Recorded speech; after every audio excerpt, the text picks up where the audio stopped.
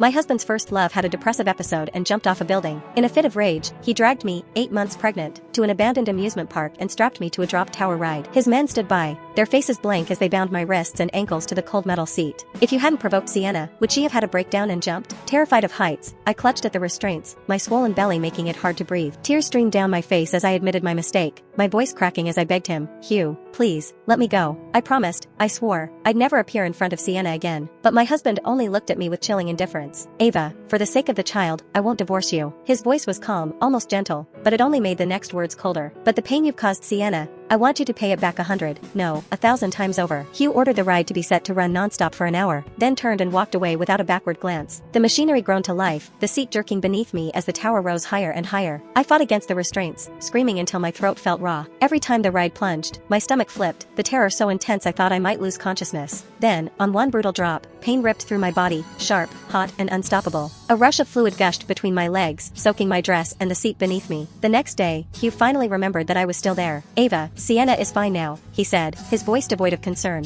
As long as you apologize to her, I'll let you down. What he didn't know, what none of them knew, was that the platform had already been drenched in blood for hours. My baby had been torn from my body somewhere between the sky and the earth, reduced to nothing but mangled flesh and silence. Dr. Jason called this morning. That woman is avoiding her prenatal checkups. What trick is she playing to get my attention this time? Hugh frowned, a trace of disgust flashing through his dark eyes. Beside him, Mason, the family butler, turned pale, his voice trembling as he spoke. Sir, Madam still hasn't been taken down. And she's terribly afraid of heights. She won't even step onto the second-floor balcony. Now that she's in her late pregnancy, could something have happened? Hugh's expression froze for a split second before he frowned again, doubt flickering across his face. Really? Ava's afraid of heights? Before Mason could finish confirming, Hugh waved a dismissive hand. It's just a drop tower. It's not like she's actually jumping off a building. Let her be scared. It might teach her a lesson so she won't bully Sienna again. Mason lowered his head and dared not say another word. However, Hugh's assistant couldn't hold back any longer. Sir, at first Madam was screaming, but later, she went completely silent. And, she's carrying your child, your own flesh and blood. Shouldn't you at least check on her? Hugh's expression shifted slightly, but the brief flicker of realization was quickly replaced by scorn. I knew it. Even her so-called fear of heights was just an act. If she were really that terrified, how could she suddenly go quiet? Ava's as manipulative as ever. Since she wants to put on a show, let her stay up there until morning. Tomorrow, I'll bring her to kneel before Sienna and apologize. Only then will this matter be considered settled. With that, he waved his hand impatiently, cutting off any further protests, and strode towards the bedroom. On his bed, Sienna lay half-naked beneath the soft sheets, her delicate shoulders exposed to the dim light. Hugh's gaze darkened as he approached, his Adam's apple bobbing with desire. Without a word, he leaned down and captured her lips in a deep kiss. Sienna whimpered softly, her fingers pressing weakly against his chest in resistance before she opened her eyes. Hugh, we're in your room. If Ava finds out, she'll be upset. Her voice trembled just enough to sound pitiful, her wide eyes filled with guilt and hesitation. And about what happened before. Hugh, I only did it because I love you too much. I thought that if I died, Ava wouldn't fight with you over me anymore. I never wanted you to punish her for my sake.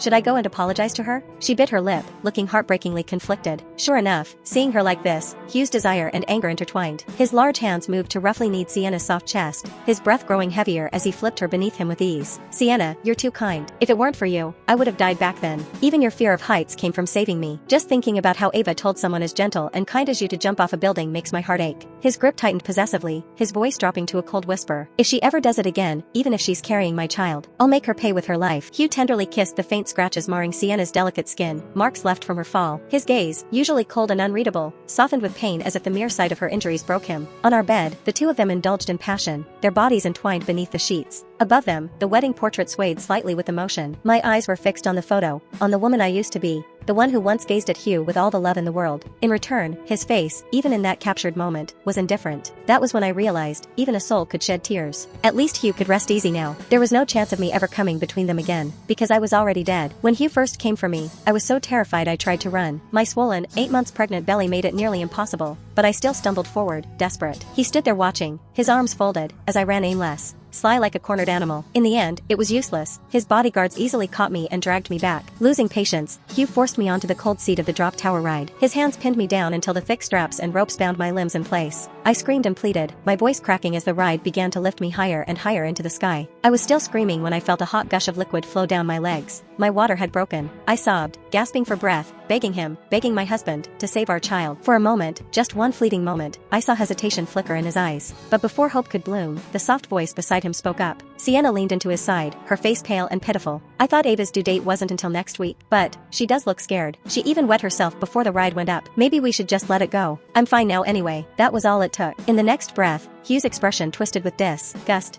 Ava, you're vile. Using our child just to win my sympathy? Stay up there and think about what you've done. 100 yards above the ground, the wind howled, cutting through my thin dress like a blade. My teeth chattered uncontrollably, but the pain twisting in my abdomen was even worse. The baby was coming. I thrashed against the ropes, the fibers cutting into my wrists until layers of skin peeled away. Blood dripped down my arms, but I didn't stop. My fingers clawed desperately at the knots until, somehow, they began to loosen. The third time the ride shot upward, I gathered every last ounce of strength I had left. And that's when I heard it, a fragile, kitten-like cry. My baby was born, right there in the sky. I was too weak to hold it, too broken to even see if it was a boy or a girl. Before I could reach out, the ride jolted violently. The tower had reached its peak again. The next second, it plunged. The tiny, fragile body was ripped from my arms. My baby, so small, so helpless, slammed into the unforgiving ground below. I reached for it, screaming until my throat gave out, but my shredded hands couldn't catch hold. All I could do was watch as that perfect little life was reduced to nothing but blood and flesh on the cold concrete. My own blood followed, painting the air crimson, a midsummer snowfall of death. In that final, agonized scream, my breath gave out. And where was Hugh? He was nowhere near me. Instead, he'd gathered the city's best doctors, not for me,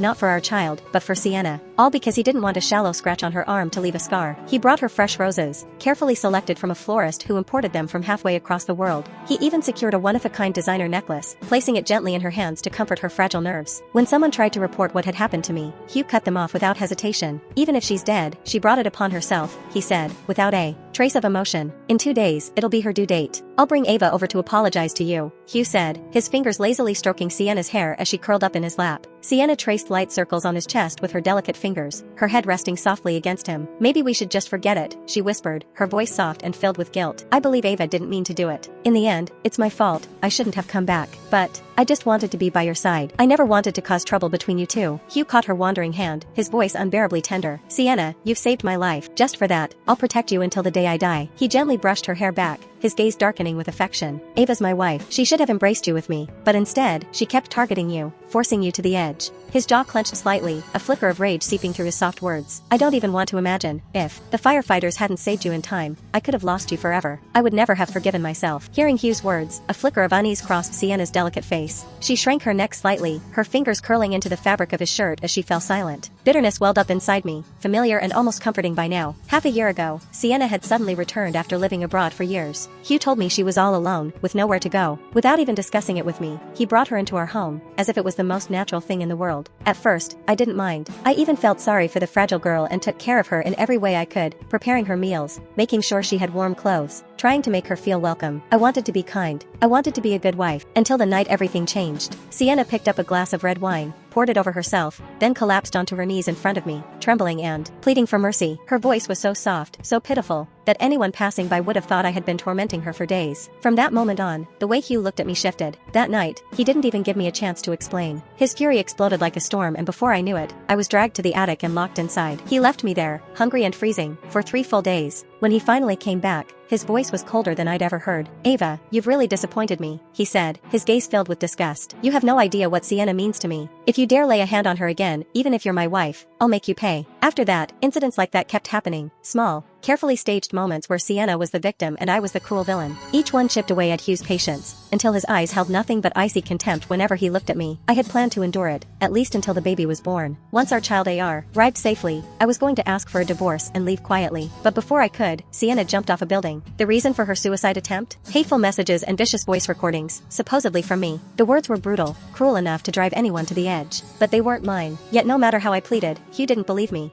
All he could see was Sienna's pale, trembling form lying in a hospital bed, her tears falling one after another. His heart ached so much for her, his eyes turned red with rage. Even with our baby almost ready to be born, his only concern was avenging his beloved. Sir, madam, she seems. You should go see for yourself. Hugh's fingers froze around the pen in his hand, his brow furrowed, his expression a mix of irritation and indifference. She's still throwing a tantrum after all this time? The assistant hesitated, his hands nervously clasped together. After several seconds of hesitation, he finally said, No, sir, tease not that. It's just, Madam seems to have stopped breathing. Hugh's large hands, the ones that had been tenderly holding Sienna just moments ago, stiffened. For a moment, there was silence, too long to be casual, too short to mean anything real. Then, a cold, careless laugh escaped his throat. She's really going that far to get out of apologizing? Pretending to be dead, just to avoid facing Sienna? His voice sharpened. Tell her, even if she's dying, she has to apologize. If she refuses, don't say I didn't warn her. The assistant's forehead glistened with sweat. He wanted to say something, but the fury on Hugh's face kept him silent. In the end, all he could do was quietly back away. In Hugh's arms, Sienna tilted her head, her innocent eyes wide with concern. Hugh, maybe you should let it go, she whispered. Even if Ava doesn't like me and makes things difficult, she's still your wife. As long as I can stay by your side, I can endure it. Hugh's arm tightened around her